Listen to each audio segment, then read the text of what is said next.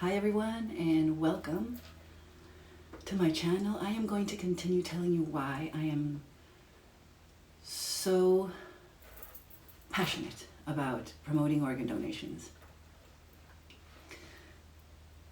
So I was telling you that back in Houston, where I was born, I suffered from migraines, I suffered from urinary infections. But nothing was conclusive. The doctors really didn't know what was going on, and I just decided to live like that. They gave me aspirins to help me with the migraines, which of course helped with the pain relief. And so I continued living my life like that. I guess I just accepted that that was my life. So after living in Houston for 10 years, my dad was transferred to a place in South America. He could decide where. And he decided to go to Colombia, to Bogota. So when I was 10 years old, we moved to this other beautiful place. And it wasn't a difficult move. I didn't feel it as a difficult move. My parents, my mom is Peruvian and my dad is Czech. My dad went to Peru when he was only 2 years old. So he's also Peruvian, Czech Peruvian.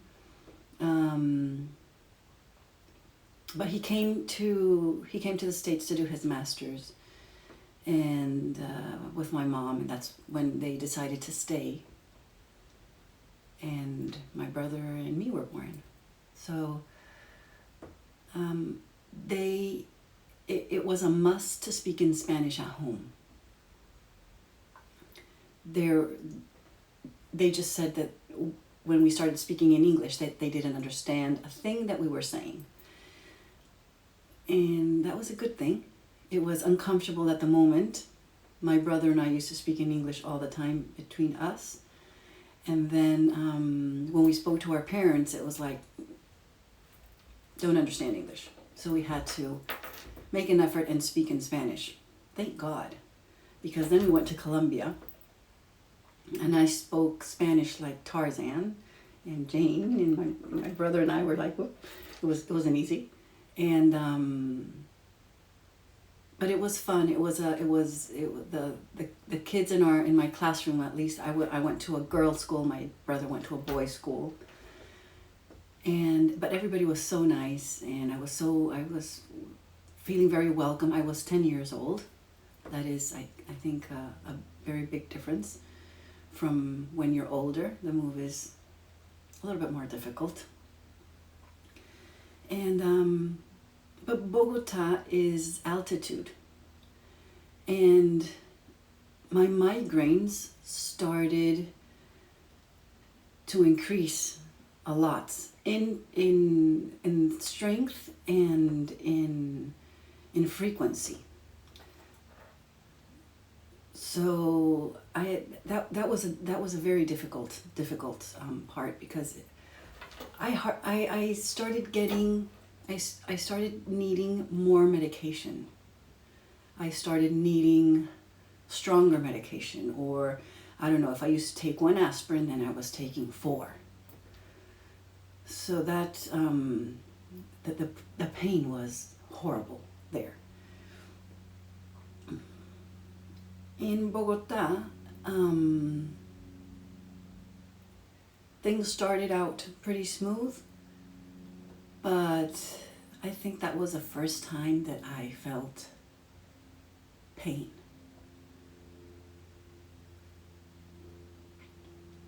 And that's when my parents they split.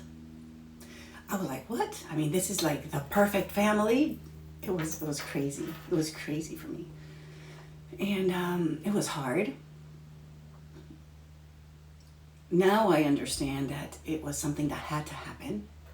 I mean, they are very, very different. They are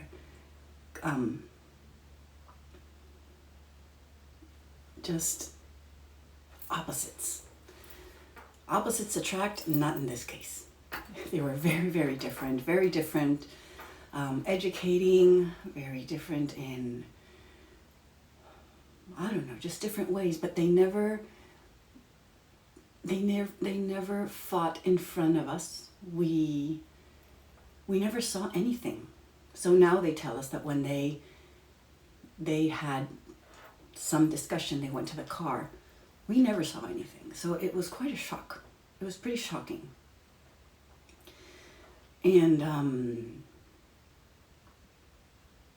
I was around 11, I guess, when all this happened. And difficult. It was hard. My mom, she had to move. She went to another country. I stayed living with my father and my brother. And that wasn't easy either, because when I wanted to invite a friend over, for example, they'd say, oh, but you live with your dad and your brother, like two boys, like, no. So that was a difficult part. Then something, exactly the same thing happened to my best friend, and she was also living with her father and with her brother and her little sister. And we became very close because we were allowed only to go to our houses. So yeah, that's how I started growing up in Colombia. Still had a wonderful time, traveled a lot inside Colombia with my father. My mom would come and visit.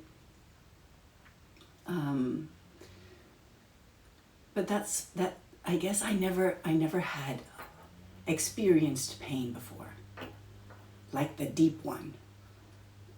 And that this was my very first time that I felt, gosh, things can really fall apart. So that's what happened. That's my that's the memory that I have from Colombia. After a couple of years that my parents got separated, divorced, my dad remarried. He married a Colombian woman. I don't know, yet she was only 20, she was only 26, and 16 years younger than my dad.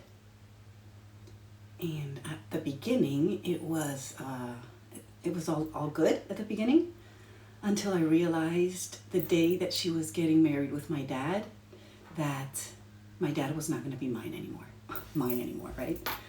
And it hit me so hard.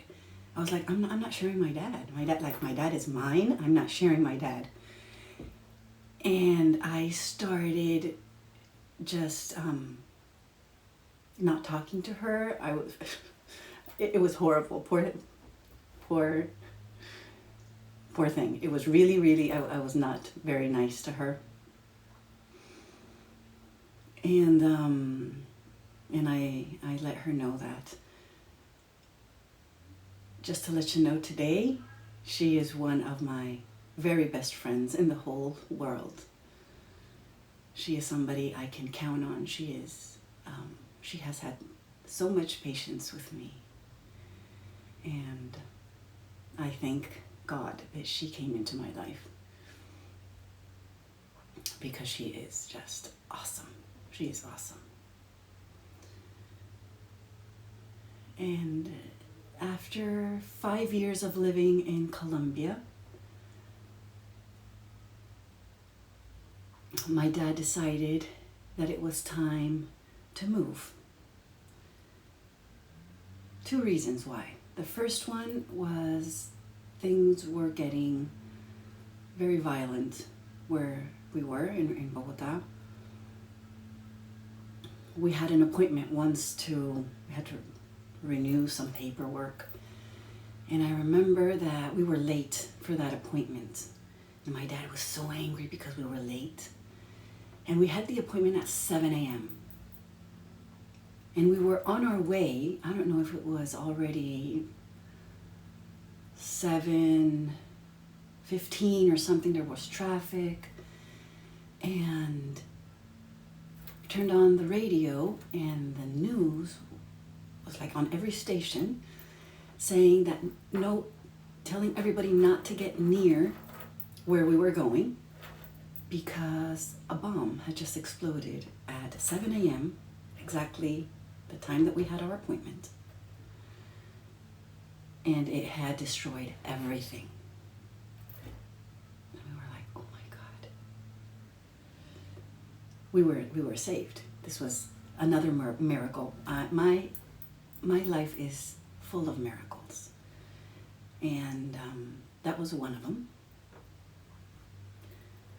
And my dad decided, because of this and because my grandparents lived in Lima, and he wanted to spend his last years with his parents, he decided that it was time to leave. So after 5 years of getting accustomed to this country, having like the best friends, to the language, to everything, I felt that my dad just ripped me out of this place or comfort that I was finally getting used to with the divorce and everything.